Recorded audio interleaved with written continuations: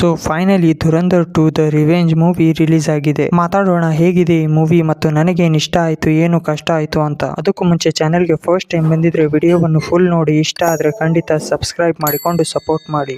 पाकिस्तान का मुस्तकबिल अब हिंदुस्तान तय करेगा. ಮತ್ತು ನೀವು ಈ ಮೂವಿಯಿಂದ ಏನು ಎಕ್ಸ್ಪೆಕ್ಟ್ ಮಾಡಬಹುದೆಂದರೆ, ಈ ಸಿನಿಮಾ ಮತ್ತು ಇದರ ಸ್ಟೋರಿಯಿಂದ ಇದು ಒಂದು ರಿವೆಂಜ್ ಬೇಸ್ ಮೂವಿ ಮತ್ತು ನನ್ನ ಪ್ರಕಾರ ಆದಿತ್ಯ ಧರ್ ಒಬ್ಬ ರಿವೆಂಜ್ ಬೇಸ್ ಹಾಗೂ ಫಿಕ್ಷನ್ ಮತ್ತು ಪೊಲಿಟಿಕಲ್ ಇನ್ಸಿಡೆಂಟ್ ಅನ್ನು ತೆಗೆದುಕೊಂಡು ತನ್ನ ರೀತಿಯಲ್ಲಿ ತೋರಿಸುವ ಒಬ್ಬ ಡೈರೆಕ್ಟರ್ ಎಂದು. ಮತ್ತು ನೀವು ಇವರ ಹಿಂದಿನ ಸಿನಿಮಾ ಉರಿ ದ ಸರ್ಜಿಕಲ್ ಸ್ಟ್ರೈಕ್ ನೋಡಿದ್ದರೆ ಅದು ಕೂಡ ಒಂದು ಟೋಟಲಿ ರಿವೆಂಜ್ ಬೇಸ್ ಮೂವಿ. ಮತ್ತು ಧುರಂಧರ್ ಪಾರ್ಟ್ 1 ಒಂದು ಕ್ಯಾರೆಕ್ಟರ್ ಗಳನ್ನು ಸೆಟಪ್ ಮಾಡಿ ಸ್ಟೋರಿ ಬಿಲ್ಡ್ ಮಾಡುವ ಒಂದು ಮೂವಿ. ಆದರೆ ಧುರಂಧರ್ 2 ಒಂದು ಟೋಟಲಿ ರಿವೆಂಜ್ ಬೇಸ್ ಮೂವಿ ಆಗಿದೆ. ಮತ್ತು ಇಲ್ಲಿ ಯಾವ ರೀತಿಯಲ್ಲಿ ಜಸ್ಕಿರತ್ ಸಿಂಗ್ ರಿವೆಂಜ್ ತೆಗೆದುಕೊಳ್ಳುತ್ತಾನೆ ಅಲ್ಲಿ ನಿಮಗೆ ಈ ಮೂವಿ ಖಂಡಿತ ಇಂಪ್ರೆಸ್ ಮಾಡುತ್ತೆ. ಇದರ ಬಳಿಕ ಮಾತಾಡುವ ಜಸ್ಕಿರತ್ ಬ್ಯಾಕ್ ಸ್ಟೋರಿಯ ಬಗ್ಗೆ. ಮತ್ತು ಅಲ್ಲಿಯೂ ಕೂಡ ರಿವೆಂಜ್ ಒಂದು ಇಂಪಾರ್ಟೆಂಟ್ ಫ್ಯಾಕ್ಟರ್ ಆಗಿದೆ, ಏಕೆಂದರೆ ಜಸ್ಕಿರತ್ ಲೈಫ್ ಅಲ್ಲೂ ಆ ಘಟನೆಯಿಂದ ರಿವೆಂಜ್ ತೆಗೆದುಕೊಳ್ಳುವುದು ತುಂಬಾನೇ ಇಂಪಾರ್ಟೆಂಟ್ ಆಗಿರುತ್ತೆ. ಮತ್ತು ಈಗ ಇದರ ಆಕ್ಷನ್ ಬಗ್ಗೆ ಹೇಳಬೇಕೆಂದರೆ, ಮತ್ತು ನೀವು ಇದರ ಆಕ್ಷನ್ ನಿಂದ ಏನು ಎಕ್ಸ್ಪೆಕ್ಟ್ ಮಾಡಬಹುದು, ಅದು ಚೆನ್ನಾಗಿದೆಯಾ ಅಥವಾ ಇಲ್ಲ ಎಂದು. ಹಾಗೂ ಈಗ ಬರುತ್ತಿರುವ ಬಾಲಿವುಡ್ ನ ಎಂತ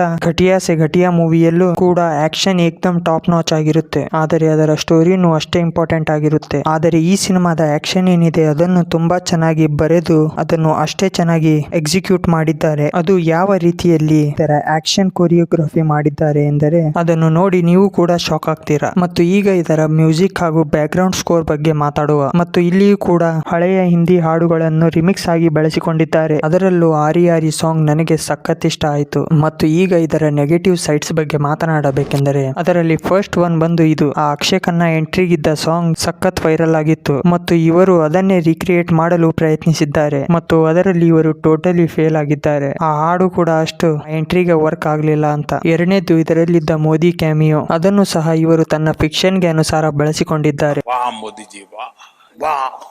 ಮತ್ತು ಇವರು ಪೀಕ್ ಡೀಟೇಲಿಂಗ್ ಮಾಡ್ತಾ ಪೀಕ್ ಪಾಲಿಟಿಕ್ಸ್ ಗೆ ಹೋಗ್ಬಿಟ್ಟಿದ್ದಾರೆ, ಆದರೆ ಅದು ಅವರ ಫಿಕ್ಷನ್ ಮಾತ್ರ. ಮೂರನೇದ್ದು ಬಂದು ಇದರ ಲೆಂತ್. ಸಿನಿಮಾ ಬರೋಬ್ಬರಿ 4 ಗಂಟೆ ಇದೆ ಗುರು. ಮತ್ತು ಇಷ್ಟು ಲಾಂಗ್ ಇದ್ರು ಮೂವಿ ಒಂದೆರಡು ಸನ್ನಿವೇಶವನ್ನು ಬಿಟ್ಟು ಎಲ್ಲೂ ಬೋರ್ ಅನ್ಸೋದಿಲ್ಲ. ಮತ್ತು ಈಗ ಒಂದೆರಡು ಪಾಸಿಟಿವ್ ಸೈಡ್ಸ್ ಹೇಳಬೇಕೆಂದರೆ, ಇದರ ಸ್ಟೋರಿ, ಆಕ್ಷನ್, ಮ್ಯೂಸಿಕ್ ಎಲ್ಲಾ ಕೂಡ ಚೆನ್ನಾಗಿದೆ. ಅದು ನಿಮಗೆ ಅಷ್ಟು ಎಂಟರ್ಟೈನ್ ಕೂಡ ಮಾಡುತ್ತೆ. ಮತ್ತು ಫಿಕ್ಷನ್ಗೂ ರಿಯಾಲಿಟಿಗೂ ಈ ಮೂವಿಯಲ್ಲಿ ತುಂಬಾ ವ್ಯತ್ಯಾಸ ಇದೆ. ಅದನ್ನು ನೀವು ಹೇಗೆ ಸ್ವೀಕರಿಸುತ್ತೀರಿ ಎಂದು ಮೂವಿಯ ನಿರ್ಮಾಪಕರು ನಿಮ್ಮ ಮೇಲೆ ಬಿಟ್ಟಿದ್ದಾರೆ. ಎಸ್, ಇಷ್ಟು ನನಗೆ ಈ ಮೂವಿ ನೋಡಿ ಹೇಳಬೇಕು ಅನ್ಕೊಂಡಿದ್ದಂತ ವಿಚಾರಗಳು. ಮತ್ತು ನಿಮಗೆ ಈ ಮೂವಿ ಹೇಗೆ ಅನ್ನಿಸ್ತು ಎಂಬುದನ್ನು ಕೆಳಗಡೆ ಕಮೆಂಟ್ ಮಾಡಿ ತಿಳಿಸಿ. ಎಸ್, ನಾನು ನಿಮಗೆ ಈ ವಿಡಿಯೋದಲ್ಲಿ ಸಿಗುತ್ತೇನೆ, ಅಲ್ಲೇ ಸಿಗೋಣ. ಬಾಯ್.